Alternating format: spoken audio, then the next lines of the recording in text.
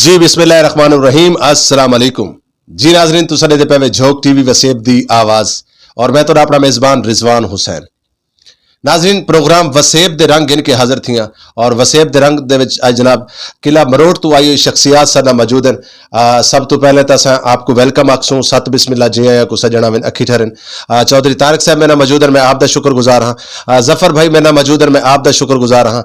और उन्होंने नाल नाल जनाब सारे वसेब दी बड़ी खूबसूरत आवाज़ रोही चोलिस्तान दा राजा मेरा मौजूद है जनाब गुलाम मुर्तज़ा आसी साहब, मैं आप दा शुक्रगुजार हाँ, आप दी मुहब्बतों का बेहद शुक्रिया। ता नाज़रीन हकीकतन कि साडे वसेब दे लोग परदेस क्यों वेंदे ने, आज बड़ा वड्डा एक सवाल है। मैं अक्सर अपने प्रोग्रामां दे विच भी गल करदा रहना कि परदेसी बंदा हूं टाइम थींदा है जिले अपने वतन ते रोजी रोटी ना मिले।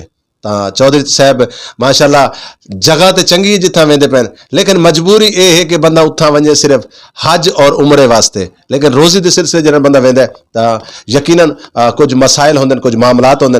तां सब तो पहले तो मैं चौधरी साहब की आमद ते इहो कुछ आखां कि कदी ढोल मेरा मेहमान आंदा उनका इस्तकबाल कराइया, कदी ढोल मेरा मेहमान आंदा उनका इस्तकबाल कराइया, उनके आवन कीते राह दे विच फुल पत्तियां केर रखाइया, उनको भुख लगदी जे खावण दी दिल गुरदे पेश कराइया, वो मंगदा पानी पीवण लई मैं जिगर दा खून पिलाइया, ते कदी ढोल मेरा मेहमान आंदा उनकी इन ताजीम कराइया।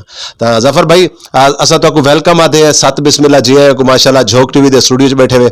और मुर्तज़ा आसी दा ताल्ला क्योंकि किला मरोड़ के नाल है और किला मरोड़ की मिट्टी और मैं आदा कि उतों दे लोग क्या बात है।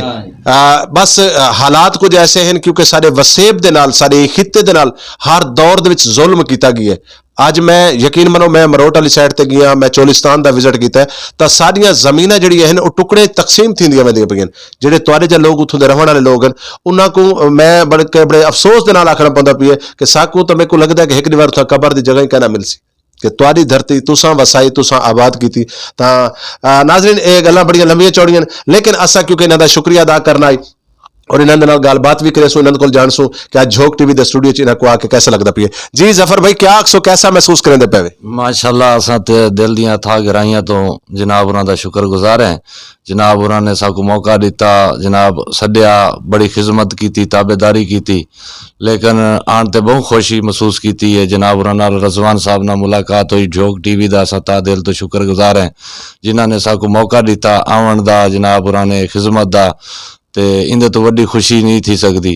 ते माशाल्लाह अल्लाह पाक तो को आबाद शाद रखे, साडे भाइयों को मुर्तज़ा आसी को झोंक टीवी वाले जा सारे तमाम टीम को माशाल्लाह रजवान भाई असा दिल दियां था गराइयां तो खुश हैं। साडे मरोड़ का नाम मुर्तज़ा आसी का नाम किले मरोड़ का नाम जिहड़ा रोशन करे सो अल्लाह पाक तो को अजर देसींदा।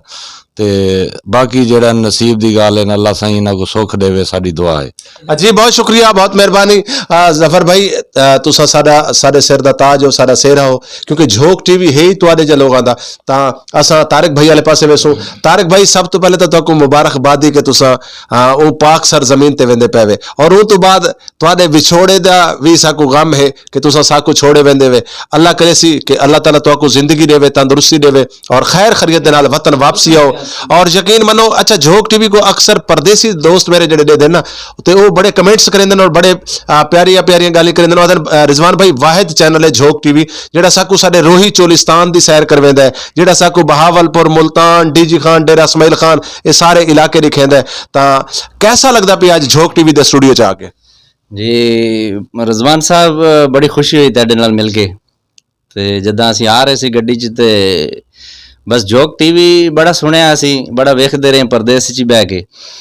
ते जदां आ रहे सी तो भाई जफर ने आख्या भी तेको अज असां एक ऐसी थां ते लै जाना है कि तू आखसें भी वाकई रिजवान साहब नाल मुलाकात करे सां ते वाल ये अपना आसी साहब दा जेड़ा जिक्र कीता। तो मैं खैर इत्थे रह नहीं गया काफ़ी अरसा, 11-12 साल हो गए मैं बस इवें परदेस वाली जी गल है भी नसीब जिथा लिखे होण ते बस उत्थे रह गए हैं। तो मेरे को इन्हां दा पता कोई नहीं सी, ते जदां आन के मिले हैं तो बड़ी खुशी हुई। ते मैं तुहाडा भी रिजवान साहब बड़ा शुक्रिया अदा करदा हां कि तुसीं सानू दावत दित्ती ते असीं इत्थे आए तुहाडे कोल ते साडे दुख ही सुने तुसीं। हाँ अच्छा वैसे एक गल तारक भाई आज तुहाडी फ्लाइट है, आज तुसां वेंदे पैवे कैसा महसूस करेंदे पैवे, ई मिट्टी को छोड़न वास्ते दिल करेंदा पिए?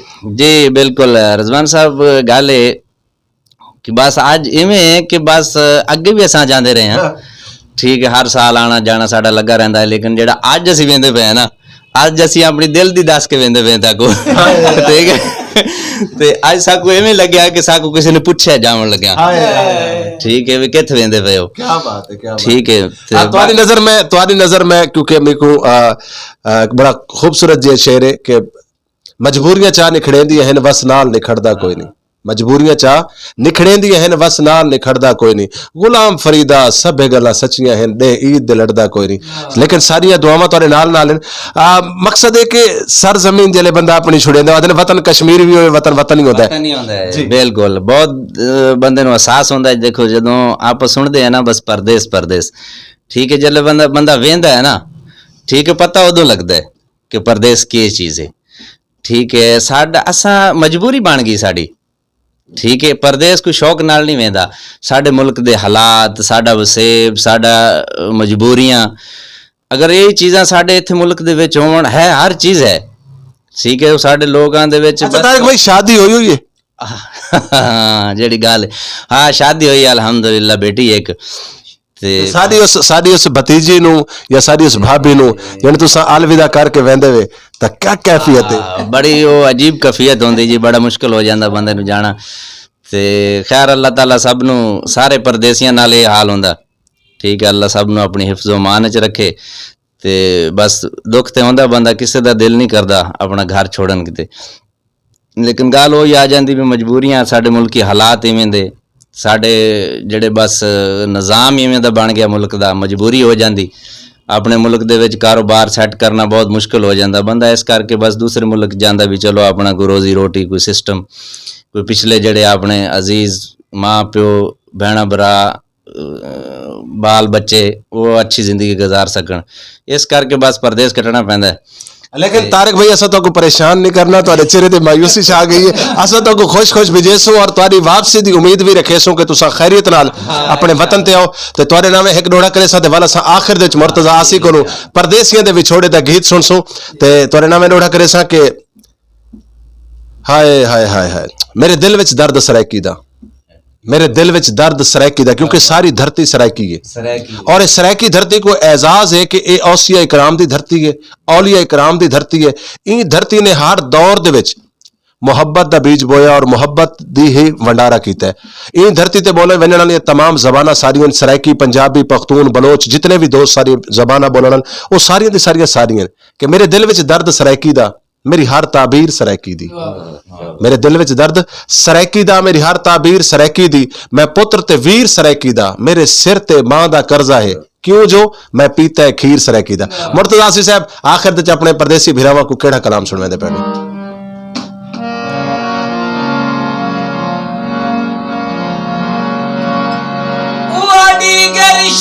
कोई ना देखे ते जड़ी मैं हम सजान तकई हई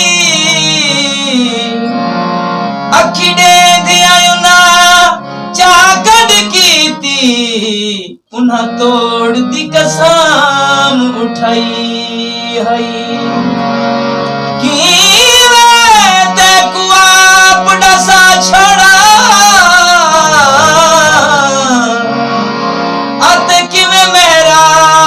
निभाई हई हिक में हम मिराज दूजी सिक सजना दी त्रिज कोल मेडे तन्हाई हई तती रेत कढ़ाइया दी तारक वतना नू वलिया जा तू नहीं लोड़ कमाया दी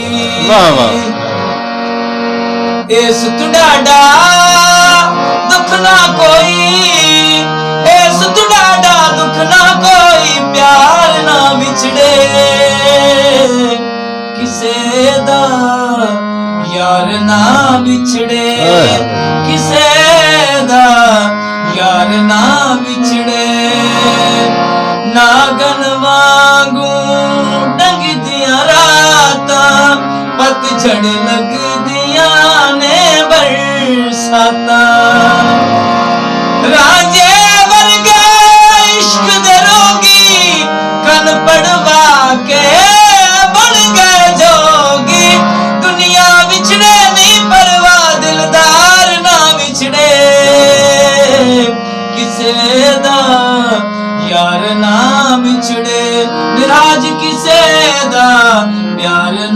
हाय हाय किसे दा यार ना विछड़े। ता जी खवातीन हजरात आखिर दे जफर भाई तारिक भाई तोरी नजर करोड़ा करे सा के धुप टूठी छाते वाला, धुप टूठी छाते वाला छोड़ सिराना बहाते वाला, धुप टूठी छाते वाला छोड़ सिराना बहाते वाला, बहाते रिजवान जे चैन ना आवे जुतियां सूदे हाथे वाला। अल्लाह पाक तो को सलामत रखे, हमेशा सलामत रहो, जित पेर होवे उत खैर होवे। ता परदेसी भिरावो तुहाडे वास्ते मैं कुछ आखसा कि पिछा वतन वाले को चाहिए कि जिवें फोन करें देन हाल हवीले वंड गिदा करो, सिर्फ डॉलर दरम रियालां दे चक्कर च ना रह करो। खुदा दी कसम परदेसियां दी जिंदगी बड़ी औखी है, कोई भी बंदा वस नाल अपना वतन वसेब नहीं छुड़ेंदा।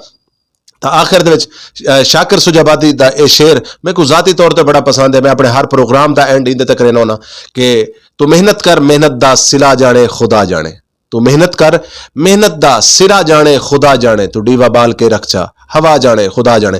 नाज़रीन जुड़े रहो झोंक टीवी वसेब दी आवाज़ नाल। अपने मेज़बान रिजवान हुसैन को इजाजत। अगर जिंदगी ने वफा की थी तो अगले प्रोग्राम में तुहाडी मेरी मुलाकात थी सी। अपना रखे सो ढेर सारा ख्याल, अपने इर्द गिर्द ख्याल रखे सो। खास तौर पर उन्होंने परदेसियों को मेरा सलाम जेडे अपना माँ प्यो भैणा भिरा खानदान खेश कबीला छोड़ के परदेस दे विच 27 बंदे एक एक कमरे च एक एक रूम च रहंदे पैन ते बड़ी औखी जिंदगी गुजरेंदे। सवेर दा पता नहीं खांदे दोपहर को खांदे या नहीं खांदे, लेकिन उन्होंने को फिक्र होंदी है अपने वतन दी, अपने वसेब दी, अपने लोगों दी, अपने फैमिली दी। ता जुड़े रहने, अपनी दुआवां च याद रखने, अपने कमेंट्स च जरूर दसना कि कैसा लगा आज दा प्रोग्राम। अल्लाह हाफिज, अल्लाह निगहबान।